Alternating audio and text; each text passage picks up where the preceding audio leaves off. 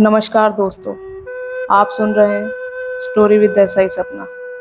आज मैं लेकर आई हूँ आर के नारायण की मशहूर और गहरी नॉवल द गाइड की पूरी कहानी, चैप्टर द चैप्टर। यह सिर्फ एक आदमी की कहानी नहीं, बल्कि इंसानी कमजोरियों, लालच, मोह, प्रेम और आत्मज्ञान की यात्रा है। तो चलिए शुरू करते हैं द गाइड।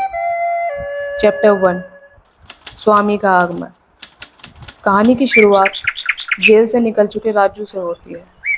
भटकते भटकते वह गांव पहुंचता है। गांव वाले उसकी दाढ़ी, उसके शांत चेहरे और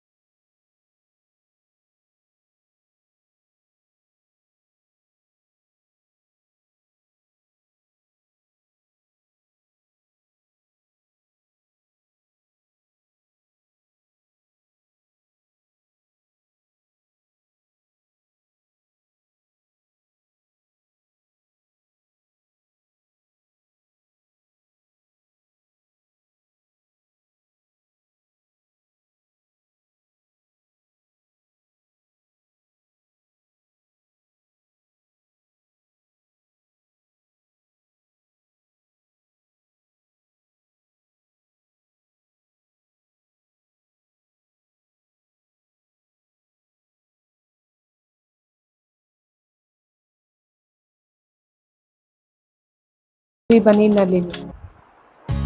राजू ने रोजी को मोटिवेट किया कि वह अपनी कला को दुनिया को दिखाए। उसने उसका मैनेजर बनकर शोज अरेंज किए। रोजी का नाम बदलकर नलिनी रखा गया और जल्द ही वह मशहूर क्लासिकल डांसर बन गई। शोहरत, पैसा और लोग सब उसकी झोली में आ गए। लेकिन जितना रोजी ऊपर उठ रही थी, उतना ही राजू का कंट्रोल और लालच बढ़ रहा था। चैप्टर 8, राजू का लालच। राजू अब सिर्फ पार्टनर नहीं, रोजी पर मालिकाना हक जताने लगा। वह हर डिसीजन में दखल देने लगा। पैसे और शोहरत की चमक में उसका असली प्यार खोता जा रहा था। रोजी को यह सफोकेटिंग लगने लगा। उसके रिश्ते में खटास बढ़ने लगी। चैप्टर 9, फॉर्जरी और जेल। लालच में अंधा राजू एक दिन रोजी के नाम पर सिग्नेचर फोर्जरी कर देता है। केस सामने आता है और राजू को गिरफ्तार कर लिया जाता है।